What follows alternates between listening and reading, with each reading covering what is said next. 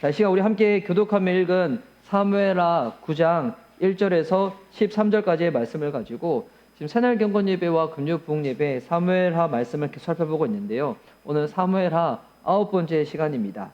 절망적인 인간에게 임한 하나님의 자비.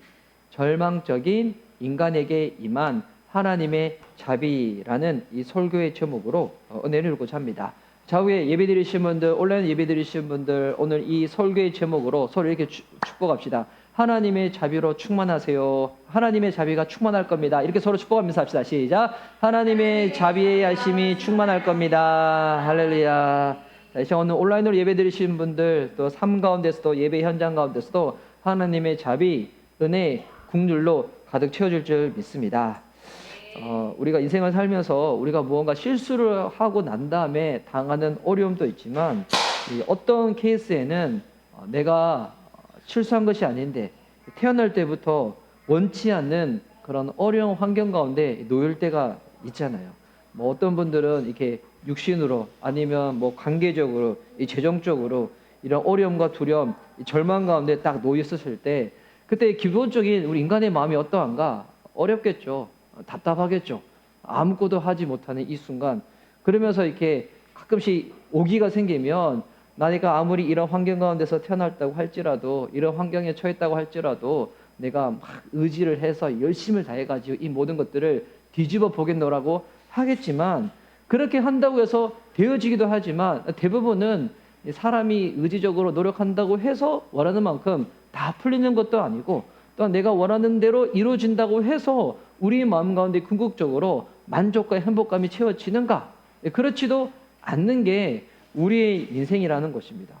근데 오늘 이 본문에 보면 무비보셋이라는 인물이 등장을 하는데 근데 이 무비보셋을 보면 성경에 나오는 이 많은 인물들 가운데서 정말 이 무비보셋처럼 태어날 때부터 이처럼 큰 어려움과 두려움과 절망 가운데 태어나고 성장한 사람이 없는 사람이거든요.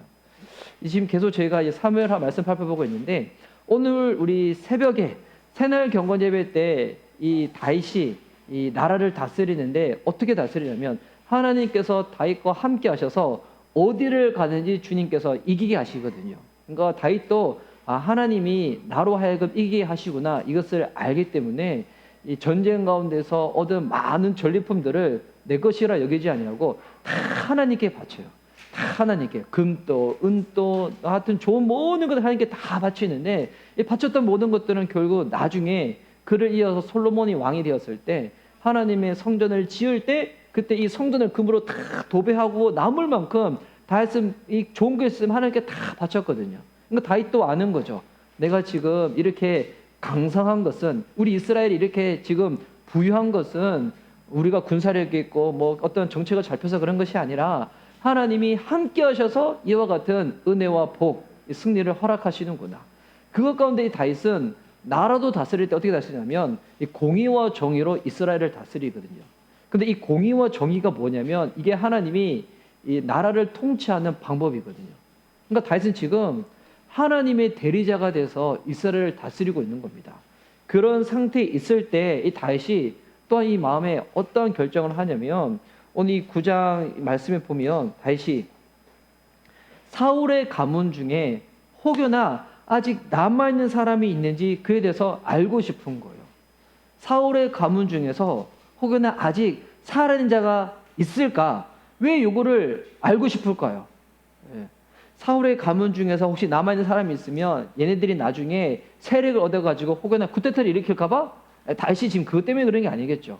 다윗이 왜 사울의 가문 중에 남아있는 그런 후손이 있냐고 찾아봤냐면 다윗이 요나단이 살아있었을 때 둘 관계에서 맺었던 약속이 있었거든요.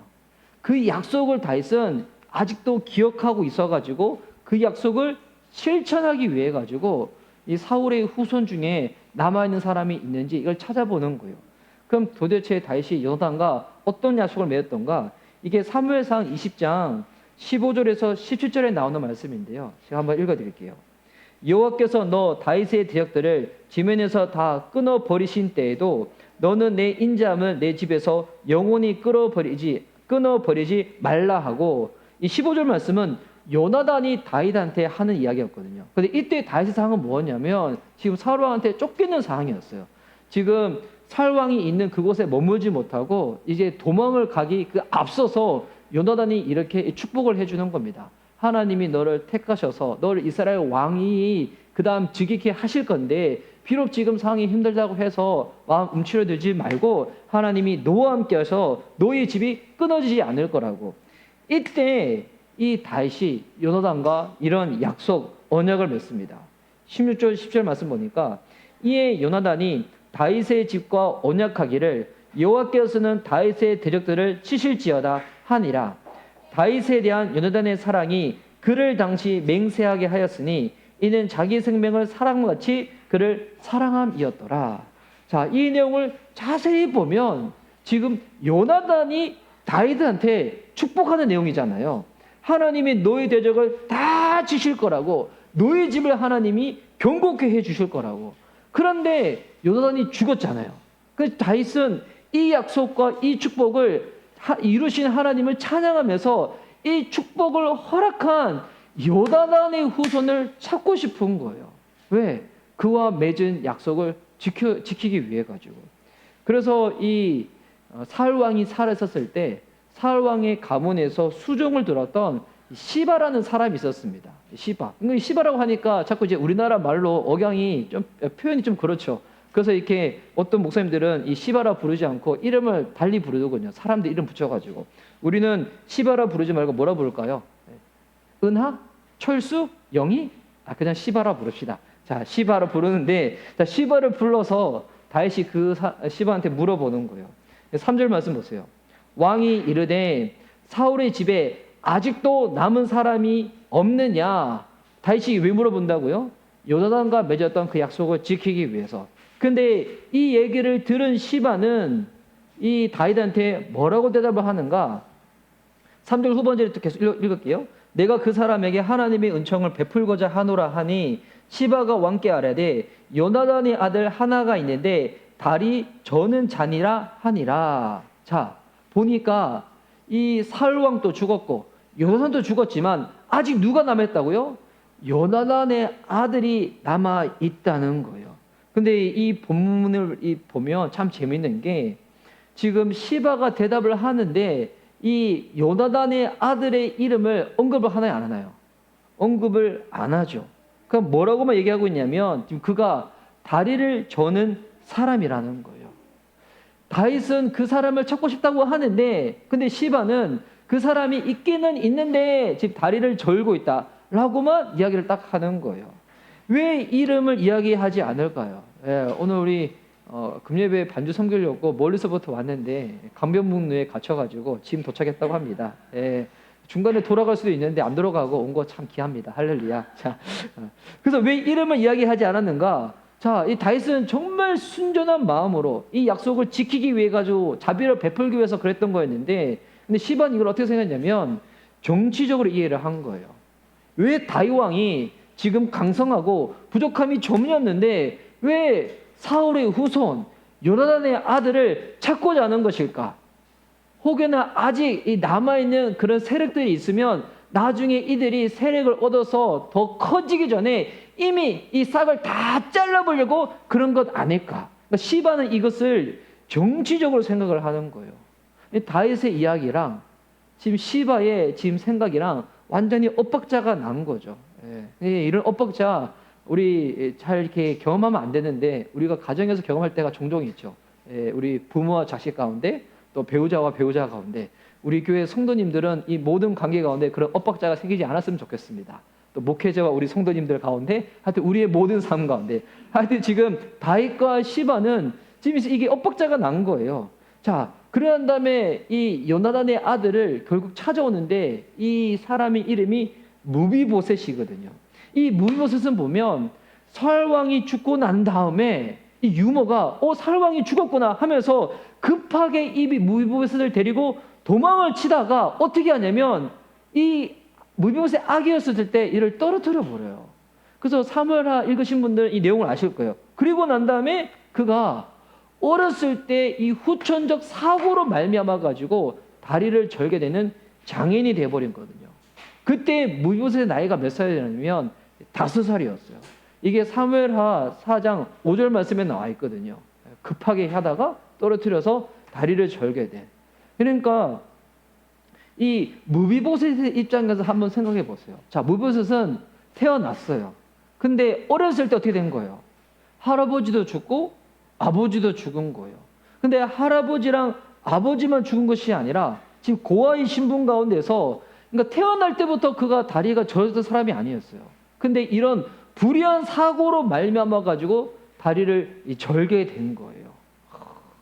여러분, 이게 그러니까 지금 관계적으로도 고아고 지금 육신적으로도 장애인인 거예요.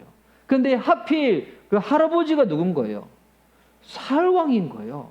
그리고 지금 이 나라의 실권을 잡고 있는 사람들은 사울왕의 그 사람들과 정적을 이뤘던 사람들, 사울왕과 대적했던 사람들이 이 나라의 정권을 딱 잡고 있는 거예요. 근데 요나단의 아들 도는 사울왕의 손자가 살아있다, 이거를 알면 어떻게 할까요? 지금 다윗 옆에 있는 다른 이 실권을 잡고 있는 사람들이 가만히 내버려 두지 않겠죠. 그러니까 죽을 목숨과 다름없는 거예요. 그러니까 삶에 전혀 소망이 없는 자, 지금 이런 상황 가운데서 무비보셋이 어디에 딱 살고 있는가? 이 4절 말씀을 보면 왕이 그에게 말하되, 그러니까 시바한테 말하는 거죠. 그가 어디 있느냐 하니 시바가 왕께 아뢰되 로드발 암미엘의 아들 마길의 집에 있나이다 하니라. 자, 사는 동네를 얘기하는데 되게 복잡하죠. 로드발 암미엘의 아들 마길의 집에 살고 있다고. 그러니까 로드발이라는 이 명칭이 나오는데, 이 로드발은 이 이스라엘 지도를 보면 요단강을 기준으로 해가지고 이 서쪽에 보면 이스라엘도 있고 베들레헴도 있고 헤브론도 있고 다 있고, 요단강 동표 쪽이 이제 이스라엘에서는 병반 지역이라 가지고 이렇게 뭐 부연 지역이 아니었거든요. 근데 이 로드발은 요단강 동편에 있는 길라 지방에 있는 한 성읍인 거예요. 이 로드발이라는 이 뜻이 뭐냐면 건조하고 황량한 땅이라는 거예요. 그러니까 왜 그쪽에 딱 로드발이라는 이름이 딱 붙여졌는가? 그러니까 사람들이 살기에 척박한 땅, 여기에 살고 있는 마길의 집에 무비보셋이 살고 있다는 겁니다. 지금 어떤 상태예요? 아주 가난한 시골 동네에 지금 처박혀 살고 있는데, 그것도 남의 집에서 얹혀 살고 있다는 거예요. 자, 지금 무비보셋 상황을 다시 한번 정리해드리면, 그는 태어날 때부터 고아였어요. 그리고 어렸을 때 그가 기억도 못했을 때 사고를 당해가지고 다리를 절고 있는 장애인이에요. 그리고 그의 할아버지가 사울왕이어서 그 누구한테 가가지고 자기가 누구의 이 자손이라고 얘기도 못하는, 이 구약 성경에 보면 사람들을 소개할 때마다 누구누구의 아들, 누구누구의 아들 이렇게 생각하지 않나요? 왜냐하면 그 가문과 나는 본질상 동일한 존재, 이걸 소개하는 건데, 무비보셋은 그것도 얘기하지 못하는 거예요. 그런 상태에서 지금 경제적으로 어떻습니까? 지금 뭐 몸이 이러니까, 지금 상황이 이러니까 남의 집에 살아서 얹혀 살고 있는 존재인 거예요. 그러니까 그냥 우리말로 표현하면 그냥 이 모든 것들이 그냥 절망적인 상황, 그 자체가 이 무비보셋의 상황이었다는 겁니다. 자, 그래서 이 무비보셋한테 이제 어떻게 하냐면 다윗이 부하를 보냅니다. 사람을 보내가지고 이 무비보셋을 데리고 오거든요. 자기가 있는 이 예루살렘으로 데리고 옵니다. 자, 데리고 오고 난 다음에 딱 어떻게 하냐면 이 무비보셋을 향해 가지고 다윗이 먼저 이름을 딱 불러줘요. 그래서 이 성경 본문을 딱 보다 보면 지금 다윗이 이제는 이 이스라엘의 왕으로 딱 등극하고 난 다음에 처음에 이 헤브론 땅에서 한 7년 6개월 있다가 이제는 예루살렘에 올라가서 온 이스라엘에 이제 왕으로 딱 등극하고 난 다음에, 그리고 하나님께서 다윗과 함께 하셔서 강성케 하시는 내용이 쭉 이어지다가 갑자기 이 본문 중간에 무비보셋 이야기가 딱 삽입되어 있는 거예요. 이게 왜 삽입되어 있을까요? 이 삽입되어 있는 것을 보고 이 성경 신학자들 중에서 이게 신앙이 없는 신학자들은 이거는 후기에 다른 편집들이 집어넣은 거다라고 한 사람도 있어요. 이 성경 중에서 그런 본문들이 있긴 있거든요. 그러니까 사람이 쓴 게 아니라 이 사무엘 상하의 저자를 우리 사무엘이라고 알고 있지만, 근데 사무엘은 언제 죽습니까? 사무엘은 앞부분에 죽었잖아요. 사무엘이 죽고 난 다음에 쓰여진 내용들은 누가 적은 걸까요? 그의 후손들이 적은 거겠죠. 근데 이 무비보셋 내용이 왜 여기 딱 들어가 있는가? 이 사무엘을 읽을 때마다 우리가 꼭 놓치지 말아야 될 것이 있는데, 이 사무엘 상하의 주제는 다윗의 용맹함, 다윗의 씩씩함 이런 게 아니라는 것입니다. 제가 금요 북예배 드릴 때마다 계속 나눠드리고 있는데, 이 사무엘 상하의 주제는 뭐냐면 다윗을 통하여서 다윗의 집을 세워가시는 하나님의 이야기거든요. 그러니까 다윗의 집은 무엇을 예표적으로 보여주고 있는 것인가? 바로 예수 그리스도로 말미암아서 이 땅 가운데 임할 하나님의 나라. 그러니까 다윗은 예수 그리스도를 드러내고 있는 그 인물인 거예요. 그래서 이 다윗을 통하여 우리가 무엇을 할 수 있냐면, 하나님께서 이 땅을 어떻게 다스리시고 구원하시고자 하시는지 주님의 통치 섭리를 우리가 배울 수가 있다는 것입니다. 그래서 이 무비보셋을 통해서 주님이 우리에게 말씀하신 바가 뭐냐면, 이게 단순히 장애인들을 구제해야 된다, 이 가난한 사람들을 도와줘야 된다, 그 정도의 이야기가 아니라는 거예요. 물론 그 얘기가 들어가 있는 거 있지만 그거는 표면상의 이야기고, 이 본문 안에 담겨져 있는 주님이 우리에게 허락하시는 영적인 메시지는 뭐냐면, 한 사람에게 하나님의 구원이 어떻게 베풀어지는지를 우리한테 말하는 내용이라는 겁니다. 한 사람에게 하나님의 구원이 어떻게 베풀어지는가. 여러분, 저와 여러분이 예수님 믿어서 오늘 당장 죽더라도 우리가 천국 갈 수 있는 믿음의 분명히 확신이 있다. 나는 아무리 생각해도 내가 별로 인격적으로 아니면 성질적으로 참 못한 부분이 있지만, 그럼에도 나는 예수 그리스도의 그 십자가의 복음으로 말미암아, 그 은혜로 말미암아 난 하나님의 자녀가 되었다, 난 구원받았다 라고 믿으시는 분이라면, 여러분 어떻게 해서 저와 여러분의 삶 가운데 구원이 베풀어졌습니까? 어떻게 우리에게 구원이 베풀어졌을까요? 은혜로. 그 은혜의 시작이 뭐였나요? 예수님이 찾아오신 거였죠. 예수님이 찾아오신 거. 예수님이 인간의 몸을 입고 이 땅에 오신 거.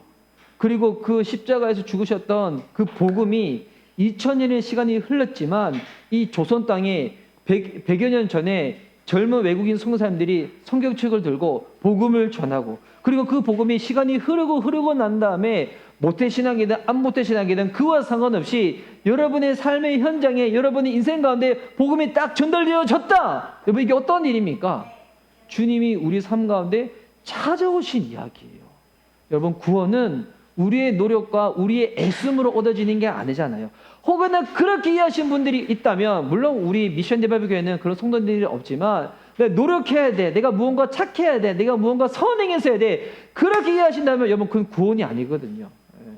여러분, 구원은 예수님의 찾아오심으로 이루어지는 거예요. 지금 그것을 이 본문이 우리에게 알려주고 있다는 것입니다. 그래서 다윗이 무비보셋을 어떻게 데려온다고요? 사람을 보내서 무비보셋을 데려오시는 거예요. 그리고 데려오고 난 다음에 무비보셋한테 이렇게 행동을 취합니다. 5절과 6절 말씀 제가 읽을게요. 다윗 왕이 사람을 보내어 로드발 암미엘의 아들 마길의 집에서 그를 데려오니, 딱 데리고 왔죠. 6절 말씀, 사울의 손자 요나단의 아들 무비보셋이 다윗에게 나와 그 앞에 엎드려 절하매, 다윗이 이르되 무비보셋이여 하니 그가 이르기를 보소서 당신의 종이니이다. 자, 다윗이 무비보셋을 처음 만났을 때 했던 행동이 뭡니까? 그의 이름을 불렀다는 것입니다. 우리 좌우에 계신 분들, 우리 한번 각자 이름 한번 불러줄까요? 아무개 안녕하, 뭐라 부를까요? 아무개 축복 받으세요라고 서로 각자 이름을 부르면서 우리 서로 한번 축복합시다. 시작. 찬이 형제님 축복 받으세요. 김천 성도님 축복 받으세요. 우리 축복 받으세요.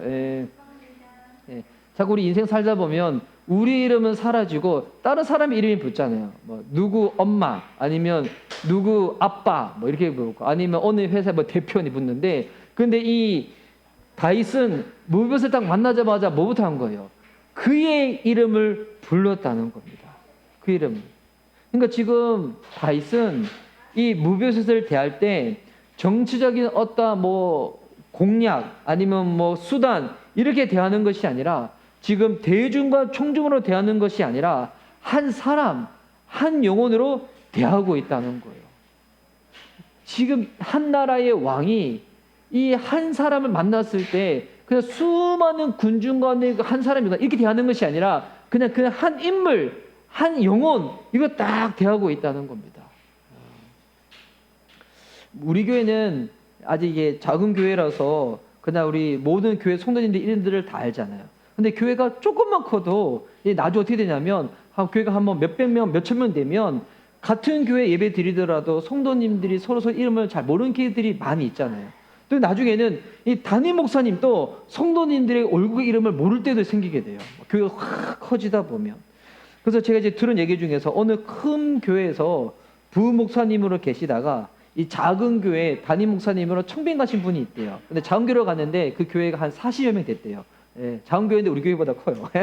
제가 가서 갔는데, 근데 갔는데 작은 교회 가다 보면 이 가장 먼저 이렇게 가정 있으신 분들이 신경 쓰는 게 뭘까요? 교회 학교죠. 예, 큰 교회에서는 교회 학교가 얼마나 잘 되어 있습니까? 부서별로 다 돼 있고 나이대별로 다 돼 있고 뭐 장소도 다 따로 구분돼 있고 또 부서별로 또 담당 사역자들도 다 있고. 그러니까 목사님이 처음에 이 작은 교회로 부임 받았을 때 이 아이들 교회학교 때문에 너무 이렇게 하여튼 신경이 쓰였었다는 거예요. 그리고 이 부목사님을 그 교회로 보내시는 담임 목사님도 거기 가서 뭐 목사님이야 뭐 사역을 뭐 잘 감당하시겠더라도 이 목사님의 자녀들은 이 교회학교가 이렇게 작은 데 가서 해야 되는데 잘 될까? 딱 가서 보니까 그 교회의 교회학교는 대부분 작은 교회 교회학교들이 다 그렇잖아요. 주일학교가 1학년부터 6학년까지 다 같이 딱 묶여져 있는 거예요. 예, 1학년부터 6학년까지. 이게 초등학생만 보더라도 저학년과 고학년은 이 차이가 크잖아요. 예, 다 묶여져 있는 거예요. 그러면서 이렇게 한날 이제 그 부목사님으로 계셨다가 담임 목사님 되신 분이랑 전화 통화할 일이 있어서 여쭈어 봤대요. 지금 그렇게 교회가 섬기는데 아이들은 잘 있냐고 했는데 그 부목사님이 뭐라고 했냐면 아이들이 이 교회를 너무 좋아한다는 거예요. 이 교회학교를 너무 좋아한다는 거예요. 너무 의외의 답변을 들어가지고 왜 그러냐라고 물어봤더니 여기서는 선생님들이 자기 이름들을 다 한다고. 예, 그래서 선생님들이 자기 이름 다 알아서 교회 성도들이 자기 이름을 다 알아가지고 자기 이름을 다 불러준다고. 그런데 큰 교회에 있었을 때는 이게 보니까 그 교회 그 사역자들도 교회학교 사역자들도 너무 큰 데 있다 보면 이 아이들 이름을 모를 때도 있거든요. 저처럼 또 기억력이 나쁜 사람들은 알았다 또 까먹기도 하고 그러잖아요. 그런데 거기 갔더니 그냥 교회학교 선생님만 자기 이름을 아는 게 아니라 성도들이 다 안다는 거예요. 그러니까 마치 이제 우리 교회도 그렇죠. 우리 교회도 우리 주일학교에 있는 우리 자녀들, 우리 학생들 이름을 다 아는 것처럼 소망하는 바가 있습니다. 우리 교회가 나중에 주님이 은혜를 주셔서 이 성장을 하더라도 우리 서로의 이름을 불러주고 또한 우리 이 대한민국의 내일이고 소망이 되는 우리 자녀들 이름을 잊지 않고 불러주는 교회가 됐으면 좋겠습니다. 막 이름을 모른다. 명찰 달고 달리는 거죠. 보니까 명찰은 이게 교회 사역자리 달고 다니는 것이 아니라 보니까 우리 다음 세대 아이들이 명찰 달고 다녀야 되는 것 같아. 얘 이름이 얘였구나. 얘가 주다가 아니라 얘가 주어였구나. 얘가 주어가 아니라 얘가 주다였구나. 이렇게 부를 수 있도록. 하여튼 지금 다윗이 무비보셋한테 은혜를 베풀고 있는 거예요. 그러면서 이름을 불어난 다음에 이제 또 어떤 은혜를 베풀어 주는가? 7절 말씀에 보니까 다윗이 그에게 이르되 무서워하지 말라. 그러니까 무비보셋 입장에서도 이 상황이 왜 나한테 갑자기 왕이 나를 불렀을까? 지금 내가 사울 왕의 내가 손주라는 것을 알고 나를 불러가지고 지금 나를 제거하려고 지금 나를 불렀는가? 얼마나 이 마음에 이런저런 고민과 두려움과 염려가 많았겠습니까? 다시 얘기하는 거죠. 두려워하지 말라는 거예요. 무서워하지 말라는 거예요. 그러면서 말합니다. 내가 반드시 내 아버지 요나단으로 말미암아 내게 은총을 베풀리라. 내가 내 할아버지 사울의 모든 밭을 다 내게 도로 주겠고 또 너는 항상 내 상에서 떡을 먹을지리라 하니. 자, 다윗이 요나단과 했던 그 약속을 기억하여서 사울 왕에 있는 그 모든 것들을 너에게 돌려주겠다고 딱 약속을 하는 것입니다. 와, 지금 무비보셋이 다윗 왕한테 지금 어떻게 해서 이런 은혜를 받게 되었습니까? 무비보시 무언가 좀 잘한 게 있어가지고 지금 뭐 잘할 수 있는 환경이 전혀 없잖아요. 무비보실이 지금 다윗으로 말미암아 이런 은혜를 받게 된 것은 요나단과 했던 그 약속으로 인한 그 자비와 은혜가 베풀어지는 겁니다. 그리고 난 다음에 이제 또 어떤 은혜가 주어지냐면 이제 네가 앞으로 식사할 때 너 혼자서 골방에 처박혀서 식사하는 것이 아니라 왕의 식탁에서 함께 식사를 하자는 거예요. 왕의 식탁에서. 여러분 이게 왕의 식탁에서 식사를 할 수 있는 자격은 왕자에게만 주어지는 특권이거든요. 그러니까 지금 무비보셋한테 왕자로서의 특권이 딱 주어지게 되는 거예요. 와, 우리 교회 성도님들 이 주일날 한 배 식사할 때마다 여러분 이상한 목사님과 식사하는 게 아니라 그 식탁 테이블에 우리 예수님이 앉아 계십니다. 할렐루야. 예, 여러분 밥 먹을 때마다 와, 하나님이 미처 나를 기억하셔서 나를 주의 자녀 삼아주시고 하늘나라 왕자가 될 수 있도록 나를 불러주셨구나. 밥 먹을 때마다 기억하시기 바랍니다. 내 테이블에는 주님이 앉아 계시다. 예수님이 앉아 계시다. 와. 그래서 이 유대인들한테서 식사는 이거 보통 의미가 아니거든요. 유대인들은 식사 자리가 교제 자리고 식사 자리가 우리가 같이 공동원으로서 공동체로서 우리가 같이 팀이야. 이걸 알리는 게 식사의 특권이거든요. 예. 오늘 우리 이제 예배 드리기 앞서가지고 권수 성도님 댁에서 점심 때 만찬 있었다고. 그래서 우리 이제 그 같은 인근 동네에 살고 계시는 양총수 형제님 가정에 가셔가지고 만찬 누리셨다고. 또 손이 엄청 크시잖아요. 그래서 손이 엄청 크셔가지고 아마 또 음식도 잘하시고. 근데 식사할 때마다 기억하시기 바랍니다. 이 유대인의 식사는 뭐냐면 우리가 같은 팀이라는 거예요. 그래서 시편 23편에도 나왔잖아요. 주께서 원수의 목전에서 내게 상을 차려주시고, 이때 이 상이 테이블이거든요. 밥 먹는 상이거든요. 왜 원수의 목전에서 주님이 우리한테 밥상을 차려주시는 겁니까? 기억하라는 거예요. 나는 너와 함께고 너는 내 팀, 나는 너의 팀이라는 거예요. 지금 이 엄청난 은혜가 무비보셋한테 딱 주어지는 것입니다. 여러분 이 내용을 보면서 지금 우리 자신을 한번 살펴보는 겁니다. 왜 하나님이 나를 구원하셨는가? 왜 하나님이 나를 하나님의 자녀로 삼아주셨는가? 우리가 철이 없었을 때는 내가 이런 은사가 있고 내가 이거를 잘하고 내가 이런 실력이 있어가지고 하나님이 나를 부르셔가지고 주의 나라, 주의 교회를 위해서 나를 사용하시고자 부르신 것 같아 라는 생각과 착각을 할 때가 있어요. 저도 그런 적이 있었거든요. 저도 그런 적이 믿기지 않겠지만 저도 어렸을 때는 나이가 어렸을 때는 그런 적이 있었어요. 하나님이 내가 춤도 잘 추고 얼굴도 잘생겼고 키는 작지만 그래 이 정도면 충분하니까 주님 나를 내가 필요하니까 주님 나를 부르셨나 라고 잠깐 어리석게 생각한 적이 있었어요. 그런데 여러분 신앙에 철이 들게 되면 깨닫게 돼 있죠. 오히려 주님 앞에서 찐득하게 신앙생활하다 보면 더 깨닫게 되는 것은 나는 정말 아무것도 할 수 없는 존재구나. 이를 깨닫게 되겠어요. 혹은 오늘 새날 경건 예배 들으신 분이 없으시군요. 새날 경건 예배 때 뒤에 우리 한송 사모님 들으셨다고. 알겠습니다. 할렐루야 화이팅. 계속 들려주세요. 근데 오늘 새날 경건 예배 때 제가 이제 최근에 교회를 다니기 시작한 오늘 이게 세 가족 이야기를 나눴었거든요. 저는 그 세 가족을 몰라요. 우리 찬이 형제님 같은 분 알 수가 있을 것 같은데 유튜버 중에서 신사임당이라는 유튜버가 있어요. 되게 재테크와 금융으로 되게 유명한 유튜브. 근데 그 유튜브가 올 초에 이 본인 채널을 그러니까 몇십억을 받아가지고 이 양도를 했거든요. 넘겨줬는데, 근데 최근에 이 지체가 교회를 나기 시작한 거예요. 교회를. 그러니까 보니까 저기 폼납동에는 큰 대형교회를 나기 시작하는데, 근데 아직 보니까 신앙이 아직 이게 주님과 신앙이 발이 서 있는 건 아닌데, 근데 이제 점차 은혜를 받고 있는 거예요. 은혜를 받고 있는데. 그 교회 담임 목사님이 지금 신명기 말씀을 가지고 주일날 설교를 하는데 설교 중에 그런 내용을 들었다는 거예요. 크리스찬은 성령님이 없으면 아무것도 못하는 존재라고. 그 얘기를 듣는데 그 생각이 들었대요. 세상에서는 넌 이건 못해요 라고 일부러 고백하지 않잖아요. 근데 크리스찬들을 보니까 자꾸 자기가 못한 것을 고백을 한다는 거예요. 난 이것도 못해요, 저것도 못해요. 난 주님 없으면 아무것도 아닌 존재 고백한다는 거예요. 왜 이걸 자꾸 고백하는가라고 너무 처음에는 의아했다는 거예요. 그런데 그것을 듣고 계속 혼자서 고민하다가, 그러니까 묵상한 거죠. 계속 묵상하다가 깨달은 게 있다고. 그러니까 주님이 이제 은혜를 베푼 거죠. 뭘 깨달았는가? 성령님이 없으면 아무것도 못하는 존재가 크리스찬이다. 이 말인즉 바꾸어 얘기하면 성령님이 함께 하시면 모든 것이 가능한 존재가 크리스찬이구나. 야, 새 가족인데 그걸 깨달은 거예요. 그러면서 하여튼 영적으로 좀 이렇게 지금 뚜껑이 점점 열리고 있어가지고 기도가 이렇게 해서 필요한 거구나. 이렇게 해서 예배를 드려야 되는구나. 막 계속 깨닫게 지금 깨닫는 것을 나누는 그 영상을 제가 본 적이 있었는데, 그래서 제가 그 영상을 우리 교회 경훈 형제님한테 한번 보라고 제가 보내줬거든요.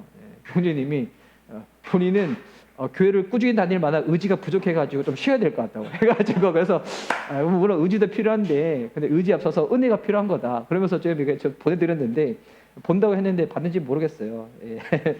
여튼 여러분 하나님 우리를 왜 구원하셨는가? 우리의 어떠함 때문에? 아니죠.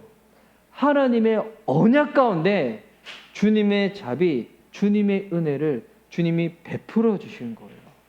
여러분, 그래서 정말 은혜를 받은 자면 나오는 고백이 있어요. 어떤 고백이 나오는가? 무비보셋은 오늘 이렇게 고백합니다. 8절 말씀에 보면, 그가 절하여 이르되 이 종이 무엇이기에 왕께서 죽은 개 같은 나를 돌아보시나이까 하니라. 자, 여기 보니까 죽은 개라는 표현이 나와 있었죠. 표현이 나와 있죠. 이 표현이 우리나라식으로 생각하면 너무 심한 표현이 아닌가라고 생각할 수 있는데, 근데 유대인들한테서 이 개라는 동물은 가장 천한 존재를 일컬을 때 개라는 단어를 사용해요. 근데 개도 그냥 개가 아니라 무슨 개입니까? 죽은 개라는 거예요. 근데 이거를 자기를 비하해서 지금 이야기하는 것이 아니라 지금 그만큼 자기의 처지가 소망이 없고 절망 그 자체라는 거예요. 그 누구도 뒤돌아보지 않는 존재, 이 죽은 개잖아요. 그런 존재가 나인데 지금 말이 되지 않는 이 상이 나한테 펼쳐졌다는 거예요. 왕이 사람을 보내서 나를 찾아오고 나의 이름을 부르고 또한 우리 가문에는 그 모든 것들을 내게 회복시켜 주시고, 그리고 왕의 식탁에서 함께 식사할 수 있는 자로 내게 은혜를 베풀어 줬구나. 지금 가당치도 않은 은혜가 베풀어졌음을 지금 무비보셋이 고백을 하고 있는 거예요.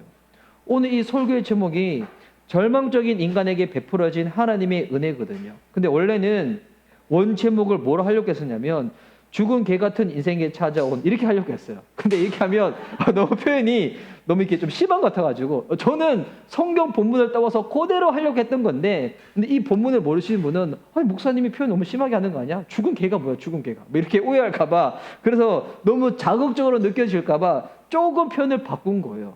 절망적인 인간에게 임한 하나님의 자비.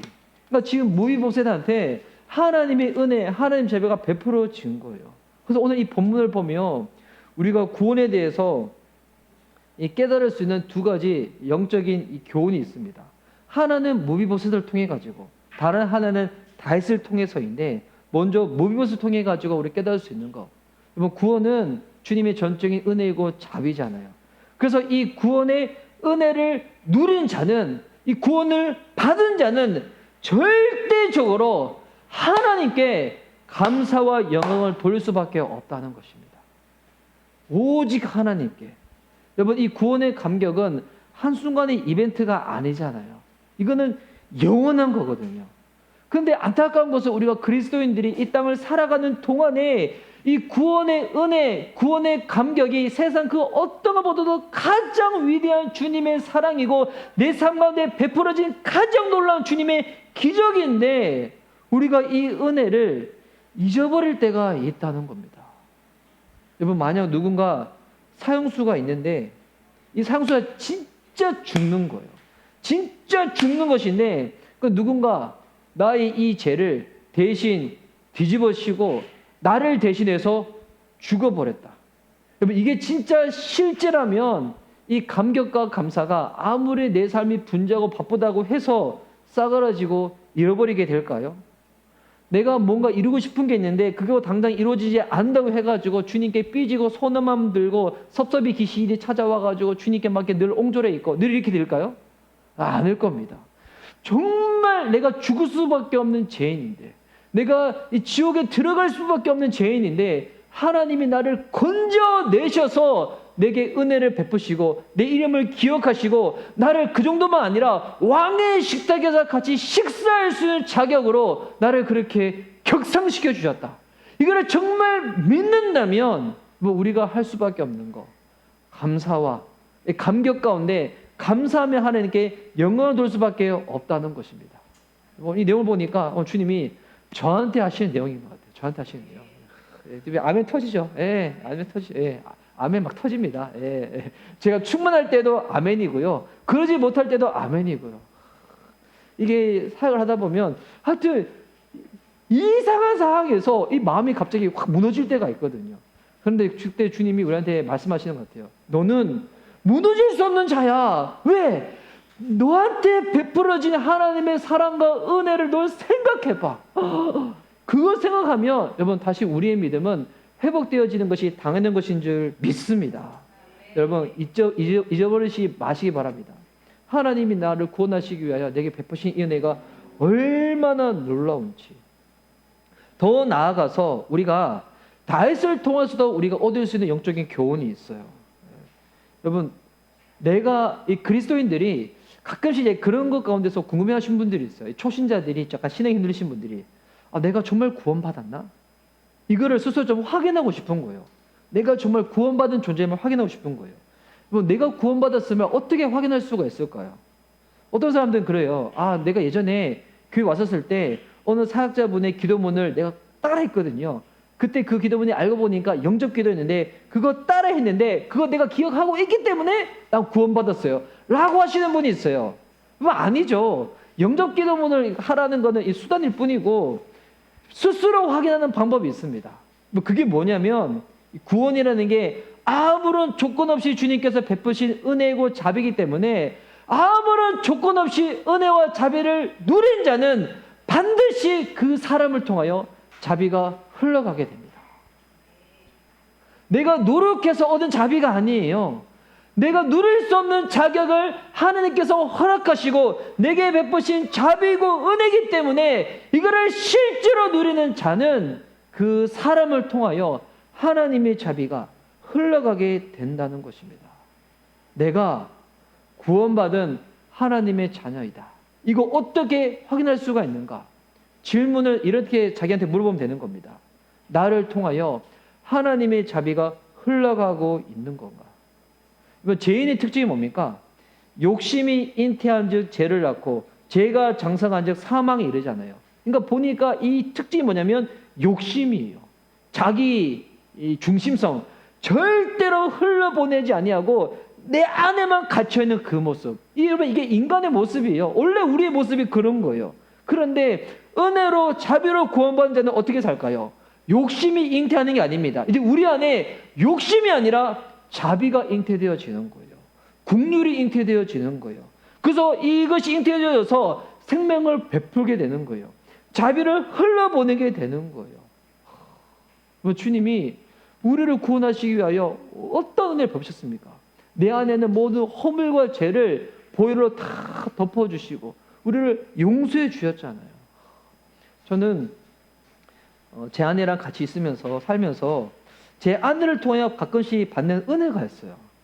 어떤 은혜를 받을까? 우리 교회 형제님들은 송혜 사모님이 요리를 잘하시니까 그거 은혜지 않냐고. 근데 이제 그도 은혜지만 그보다 더 큰 은혜가 있어요. 그 뭐냐면 이 부부의 은혜가 뭐냐면 이 아내가 저의 허물을 들추지 않는 게 너무 감사한 거예요.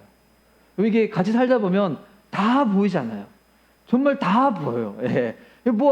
배우자만 아는 그런 것이 있잖아요. 근데 이제 저는 가족 중에서 가장 미련한 가족이 그 생각하거든요. 봤더니 예전에 이 이야기인데 그 어느 동네에 이 바보가 살고 있었대요. 그러니까 바보 살고 있으니까 동네 애들이 계속 그 바보를 놀렸대요. 막 놀리고 이 바보야 바보 하면서 막 돌에 떨어진 거 막 던지고 막 돌 던지고 그랬대요. 근데 한 아이가 있는데 본인은 그렇게 하기 싫은데 동네 사람들이 그렇게 하니까 걔도 그냥 이 바보야 바보야 하고 돌을 막 던졌대요.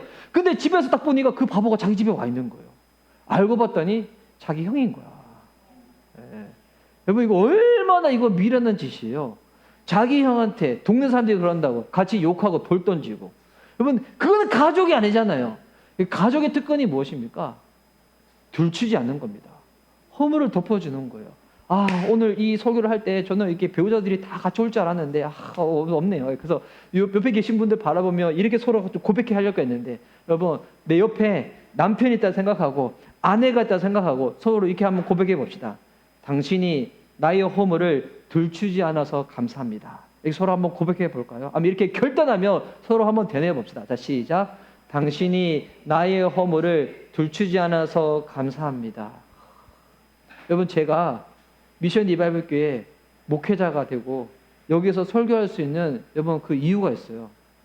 저의 그 모습을 세상 그 누구보다 가장 잘 알고 있는 한송이 사모랑 저의 자녀들이 저의 허물을 들추지 않아서 제가 이 자리에 서 있는 거예요.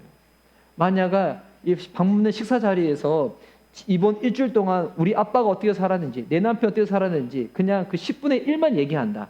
여러분, 다음 주부터 여러분 제 설교 못 들어요.